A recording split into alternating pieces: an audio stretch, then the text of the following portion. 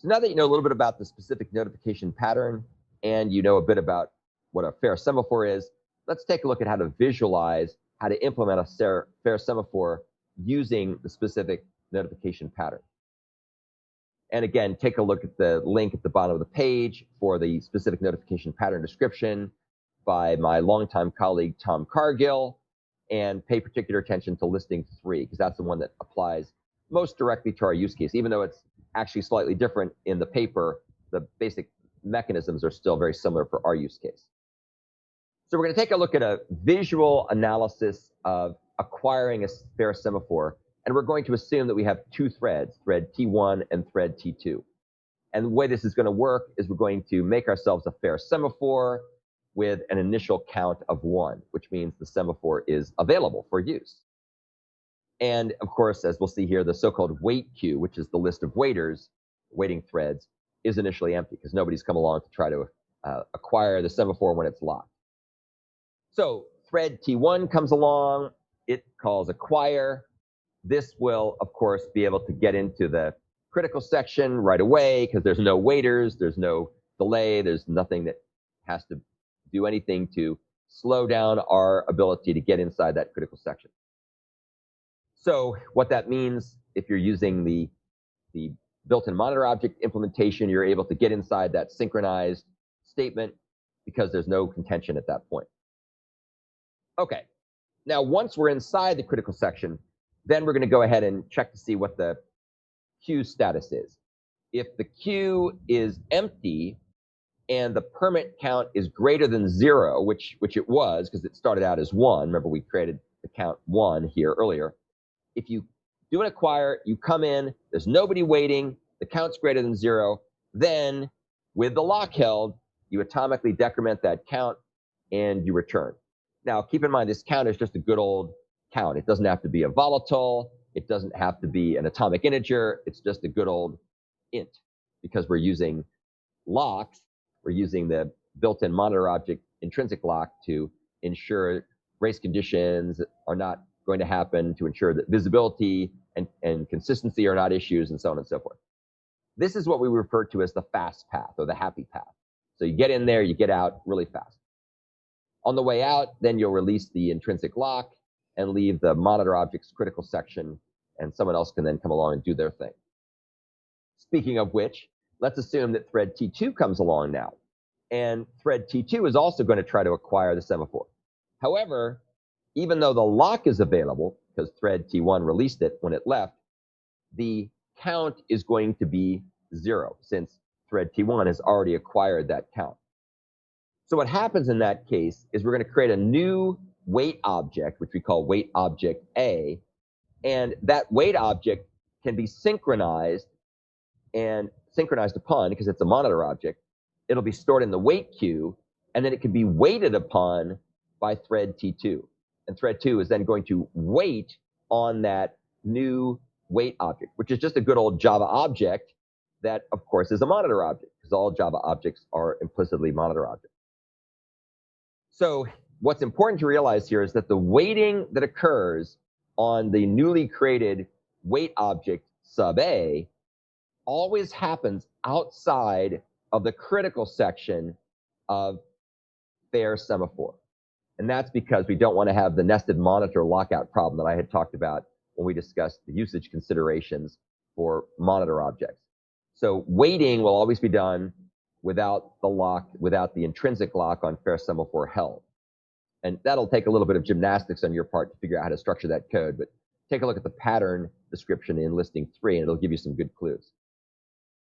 So we have to synchronize, however, even though we're doing this other synchronization, this waiting outside of the fair semaphore's intrinsic lock, we have to synchronize on mwait object before we go ahead and wait on it. And that's to ensure that it's not deleted prematurely in release, which we'll talk about later.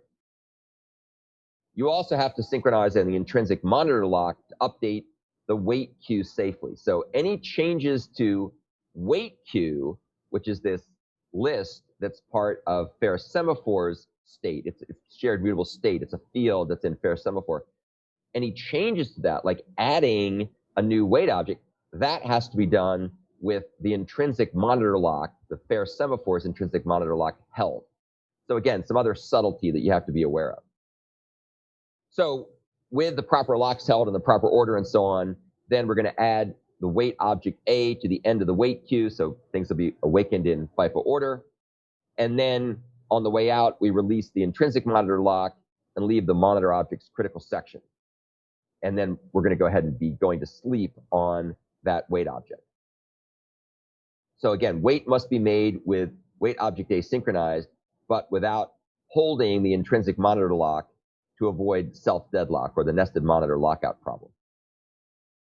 When wait is called on that wait object A, it will release wait object A's monitor lock and block. It'll go sleep on that particular monitor condition that's in that specific monitor object or wait object. So that's part of the acquire method. There's also some other subtleties. What happens if an interrupted exception is thrown in the monitor, in the acquire method, while there's a blocking call to wait on wait object A, or wait object in general? What has to happen there? So there's some subtlety here. So what has to happen when the exception is caught, you'll have to have a try catch block. The thread has to acquire the intrinsic lock again, because we're about to check shared mutable state. And we want to be able to access the wait queue safely. So this is, again, we have to really think carefully about shared mutable state and making sure anytime there's shared mutable state that it's properly protected by locks. So what will happen here is you'll then go ahead and try to remove wait object A from the wait queue. If you remove it, then that means that it has not been released yet. But if it's not in the queue, then that means that another thread has already called release, and therefore it took it out of the queue. So this is a really, really subtle edge case. You have to think very, very carefully about this to make sure everything works properly. And it's not easy. You have to really think about it very carefully. So if it's not in the queue, then you have to give the permit back. You have to give the permit back, but otherwise you don't. And then you have to rethrow interrupted exception. And that's so that the calling thread knows that it's been interrupted. So now let's go ahead and take a look at how to visualize yet another call to acquire. This is going to be a second thread that's going to be trying to come in here and acquire the fair semaphore. So keep in mind the scenario at this point. We have thread T1, which has acquired the semaphore, and now we're going to have thread T3 come along. And if you notice, thread T2 is already blocked on wait object A in the wait queue. So when thread T3 comes along, it of course can get into the critical section, but the first thing it does is it makes a new wait object, in this case wait object B, that can be synchronized, queued, and waited upon by thread T3 if it needs to. And then we synchronize on this to ensure it's not deleted prematurely by release. Again, we have to get inside the critical section, so we have to synchronize on the intrinsic lock of fair semaphore. And in this particular case, because the permit count's already 0, then we're going to add wait object B to the end of the wait queue in FIFO order. So we're putting things at the end of the queue to make sure that they're going to be queued up and released in FIFO order. So now thread T2 is blocked on wait object A, and thread T3 is blocked on wait object B. And that could continue. If the thread 4 comes along, that will end up at the end of the queue with a new wait object C. And if thread T5 comes along, it'll be new wait object D, and so on and so forth. So we'll keep putting these wait objects, these built-in monitor object instances, inside of the wait queue in FIFO order. And then on the way out, we're going to go ahead and release the intrinsic lock and leave the monitor object's critical section. And then we'll go ahead and wait on wait object B. So this code is basically identical to what we saw before for thread T2. It's just now for thread T3. So same thing, we atomically release the monitor lock and then block until that particular thread will be notified. Okay, so at this point, we've got thread T1 that owns the lock, owns the semaphore rather, it owns the permit. We've got two other threads, T2 and T3, that are blocking on separate wait objects, wait object A and wait object B, respectively, waiting to get access to the semaphore. And now another thread, T4, comes along, and it's going to release the semaphore. So let's take a look and see what happens. So thread T4 could be thread T1 if we're doing some kind of fully bracketed use case, as we are with our case for the Palantir simulator app, or it could be a different thread altogether if we're doing some other kind of non-fully bracketed use case. Okay, so if you take a look over here, thread T4 must, of course, come in and synchronize in the intrinsic lock, so it gets access to the shared state of the fair semaphore, because it needs to update the permit count. It needs to update the wait queue in a thread-safe way.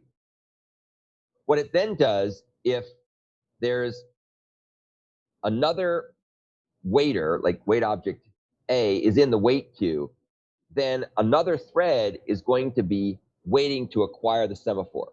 So we're actually not going to increment the permit count at all. We're just going to go ahead and release that thread. So we'll keep the permit count basically constant. What will happen in this particular case is we have to acquire the monitor lock on the next wait object in the queue, which in this case would be wait object A. And then we're going to go ahead and inform thread T2, which is the one that was blocked on wait object A, that a permit is available. And that, of course, is going to be done by notifying it. And then we're going to go ahead and unlock this object so that thread T2 that's waiting in acquire can go ahead and continue. So we're basically, it's almost like we're passing control to the next waiting thread so it can start to run. And then we, as thread T4, will release the intrinsic monitor lock and leave the monitor object's critical section. Now, if there were no other threads that were waiting, and this is not the use case I've visualized here, but if there were no other threads that were waiting, in other words, the wait queue is 0, then and only then does thread T4 increment the permit count by 1 so that another thread can acquire the semaphore. This is very important. If release will go ahead and release another waiting thread, you don't change the permit count at all, because that newly started thread will have acquired it implicitly, and so therefore there's no change in the permit count. It stays what it was. However, if there was nobody waiting, then you can increment the permit count by 1, or you must increment the permit count by 1, so that the next guy that comes along, or the next thread that comes along, can actually go ahead and acquire it properly. So that's the end of our visualization that's necessary in order to understand how to implement a fair semaphore using the specific notification pattern. Now, I have to warn you, the source code is very subtle and tricky. Some things to help you. Go back and watch this video again. Please read listing 3 in the specific notification pattern write-up. Read the whole paper. It's a good paper. And then, of course, we also have a bunch of unit tests, but these are very subtle conditions. So we, as usual, we try to do our best to flag errors with the unit tests, but this is very complicated code. So you may have to spend some time kind of puzzling it out and writing things down and making sure you understand it in order to get your code to be correct from the point of view of passing all the tests and passing my review of it. So that's the end of this discussion of specific notification pattern. It's a cool pattern, and you'll get a chance to implement it, and that'll give you a much deeper understanding of how monitor objects work, and especially for the undergrads, how Java built-in monitor objects work.